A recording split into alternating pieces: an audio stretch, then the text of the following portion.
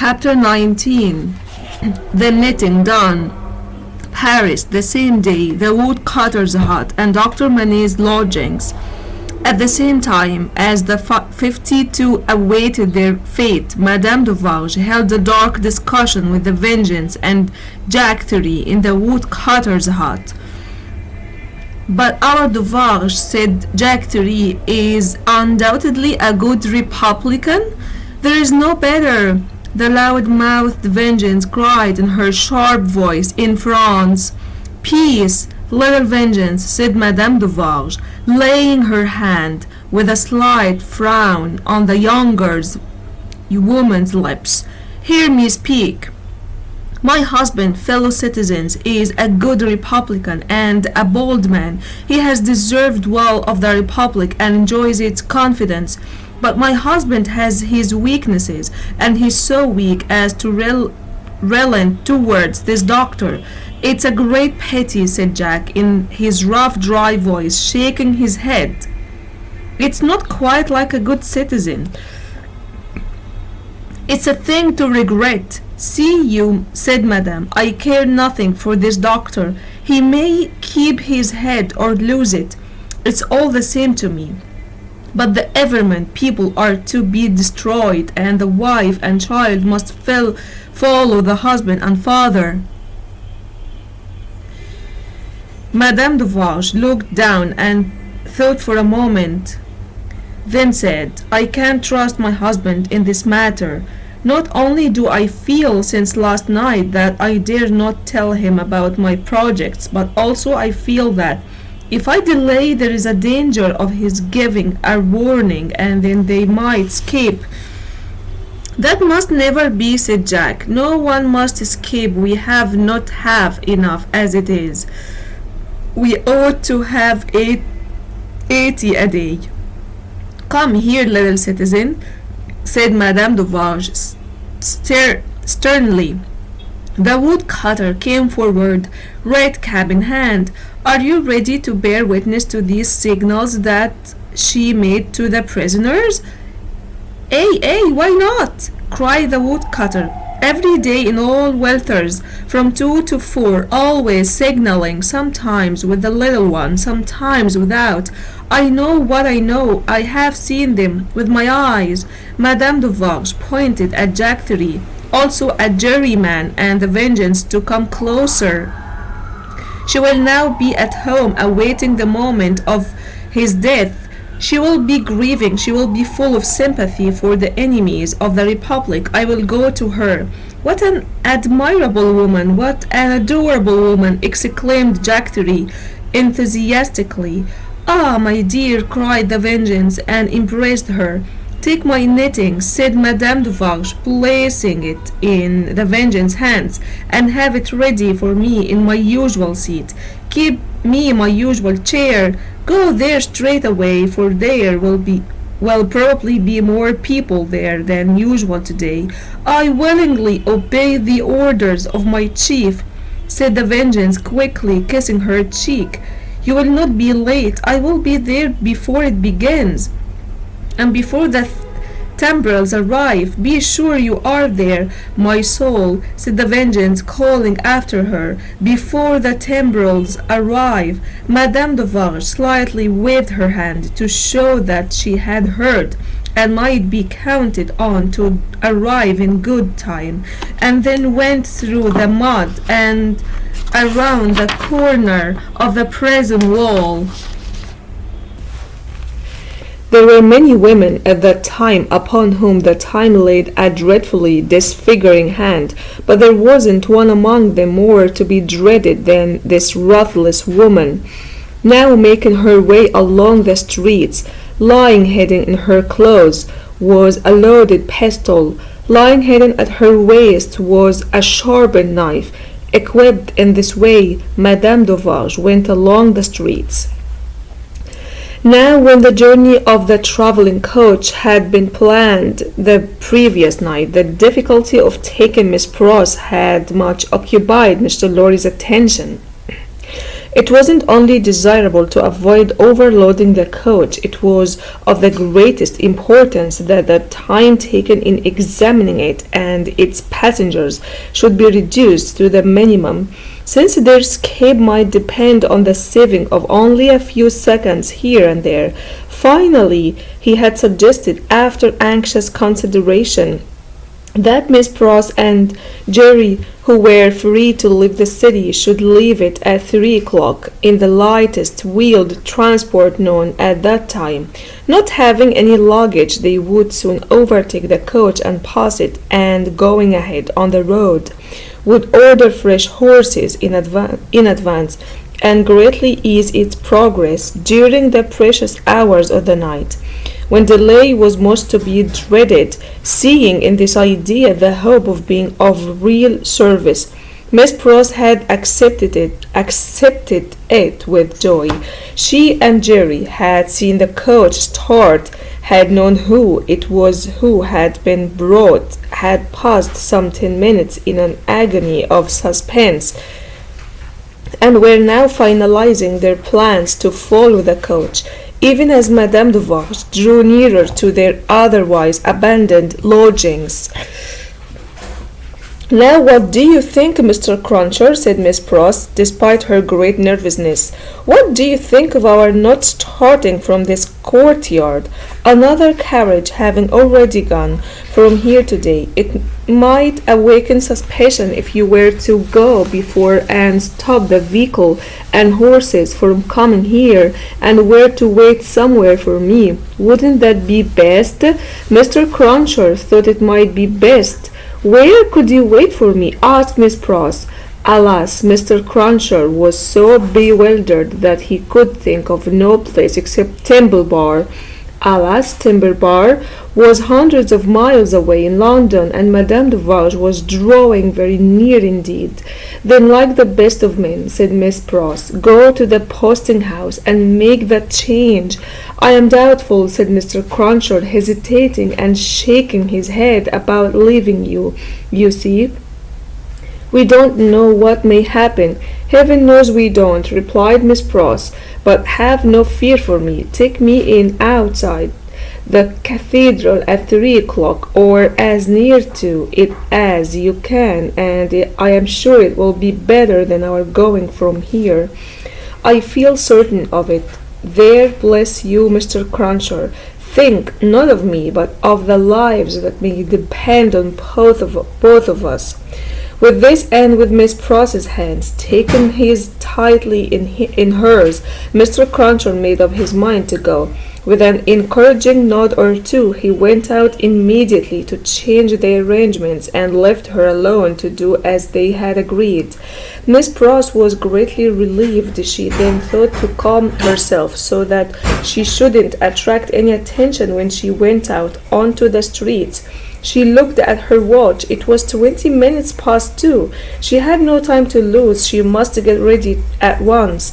Afraid in her extreme nervousness of the loneliness of the deserted house, and of half-imagined faces peeping from behind every door, Miss Pross got a bowl of cold water and began to bathe her eyes, which were swollen and red.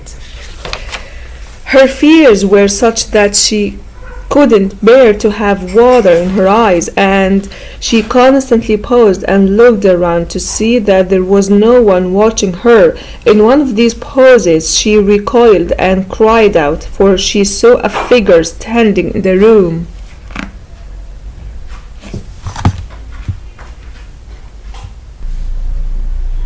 The ball fell to the ground broken, and the water flowed to the feet of Madame Duval by strange ways and through much staining blood.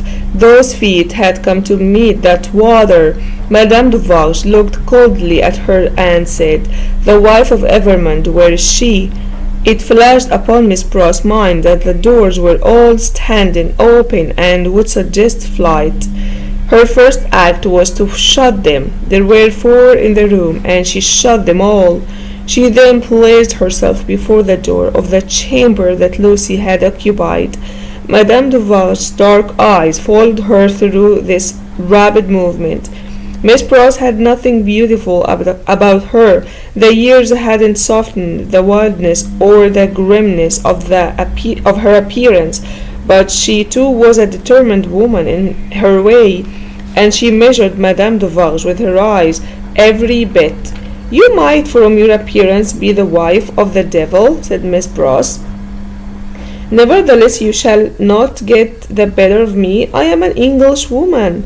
Madame Duvarge looked at her scornfully, but still with something of Miss Pross's own perception that they too were preparing for a fight. She saw a tight, wiry woman before her, as Mr. Lorry had seen in the same figure of woman with a strong hand in years gone by. She knew full well that Miss Pross was the family's devoted friend.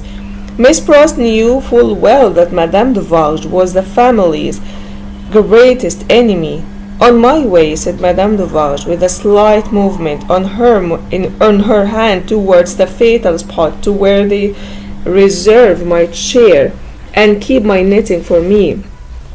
"I am come to pay my compliments to her in passing. I wish to see her.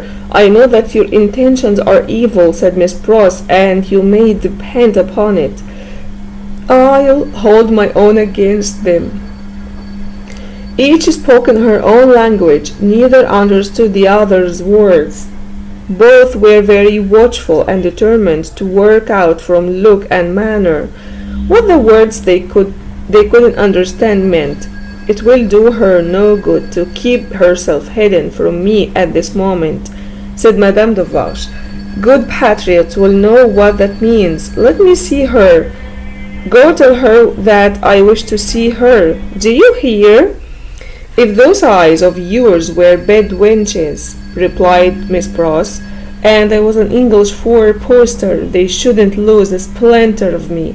No, you wicked foreign woman, I am the equal of you."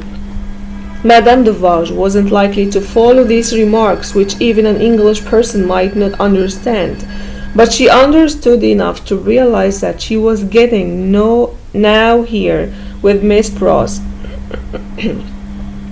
"Stupid pig-like woman," said Madame Duvarge, frowning.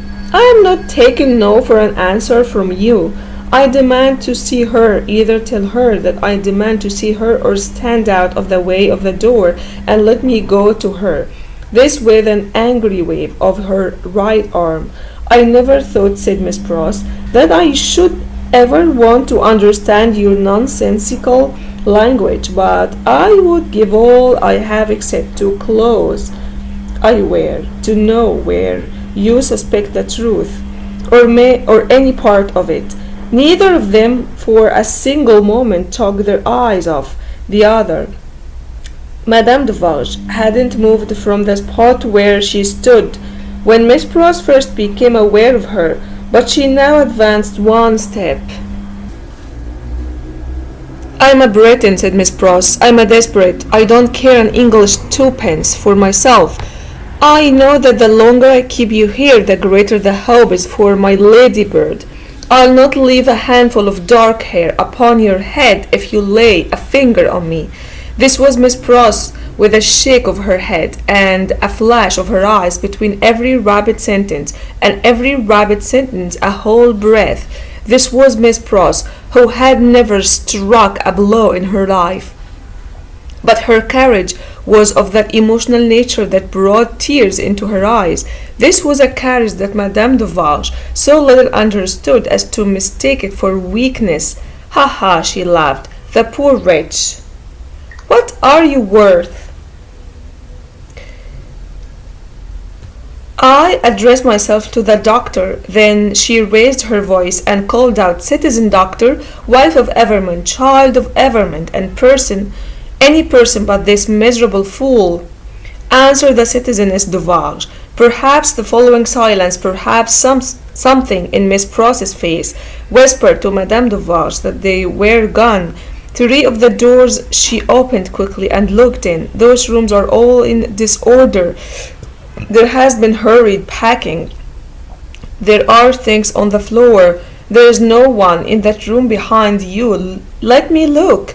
Never, said Miss Pross, who understood the request as perfectly as Madame Duval understood the answer. If they aren't in that room, they are gone and can be pursued and brought back, said Madame Duval to herself. As long as you don't know whether they are in that room or not, you are uncertain what to do, said Miss Pross to herself, and you shall not know that. If I can prevent your knowing it, and knowing that or not knowing that, you shall not leave here while I can hold you. I have been in the streets from the first. Nothing has stopped me. If I have to tear you to pieces, I will get you away from the door, said Madame Duval. We are alone at the top of a high house in an empty courtyard. We are not likely to be hurt, and I pray for bodily strength to keep you here. Every minute you are here is worth 100,000 gold crowns to my darling, said Miss Pross. Madame Duval made a rush for the door. Miss Pross, on the instincts of the moment, caught her round the waist with both arms and held her tight. It was in vain for Madame Duval to struggle and to strike. Miss Pross, with the strength of love always so much stronger than hate, held her tight and even lifted her from the floor. In the struggle, the two hands of Madame Duval hit and tore her face, but Miss Pross, with her head down, clung to her with more than the hold of a drowning woman. Soon Madame Duval's hands stopped hitting, and she felt at her waist. It's under my arm, said Miss Pross. You shall not draw it. I am stronger than you. I bless heaven for it. I will hold you till one or other of us faints or dies. Madame Duval's hands were reaching for her pistol. Miss Pross looked up, saw what it was, and struck at it. There was a flash and a crash, and suddenly she stood alone, blinded with smoke. All this took place in a second. As the smoke cleared, leaving an awful stillness, it passed out on the air like the soul of the fearsome woman whose body lay lifeless on the ground. In the first horror of the situation, Miss Pross passed the body as far from it as she could and ran downstairs to call for help. Luckily, she thought what would happen if she did call for help. In the time to stop herself, it was dreadful to go in the door again, but she did go in and even went near the body to get the hat and other things she must wear. She put these out on the staircase, first shutting and locking the door and taking away the key. She then sat down on the stairs to breathe and to cry, and then got up and hurried away. By good fortune she had a veil on her hat, or she would have had difficulty going along the street without being stopped. By good fortune, too, she was naturally unusual in appearance, so she didn't show disfigurement like any other woman. She needed both advantages, for the marks of the tearing fingers were deep in her face.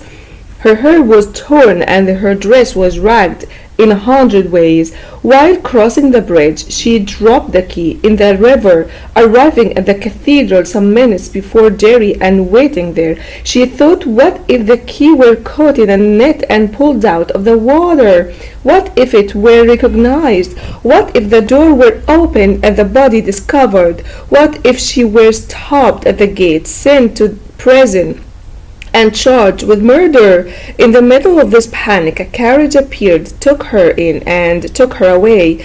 Is there any noise in the streets? She asked Mr. Cruncher. The usual noises, he replied, and looked surprised by the question and her appearance. I don't hear you, said Miss Pross. What do you say? It was in vain that Mr. Cruncher repeated what he said. Miss Pross couldn't hear him. Gone deaf in an hour? Thought Mr. Cruncher, his mind much disturbed. What happened to her? I feel, said Miss Pross, as if there's been a flash and a crash, and that the crash was the last thing I will ever hear in my life. Mr. Cruncher was more and more disturbed. That what can she have taken to keep her courage up? Listen, there's a roll of them dreadful timbrels. You can't hear that, miss? I can hear, said Miss Pross, seeing that he spoke to her nothing. If she doesn't Hear those dreadful chords, now very near their journey end, said Mr. Cruncher, glancing over his shoulder. It's my opinion that she will never hear anything else in the world, and indeed she never did.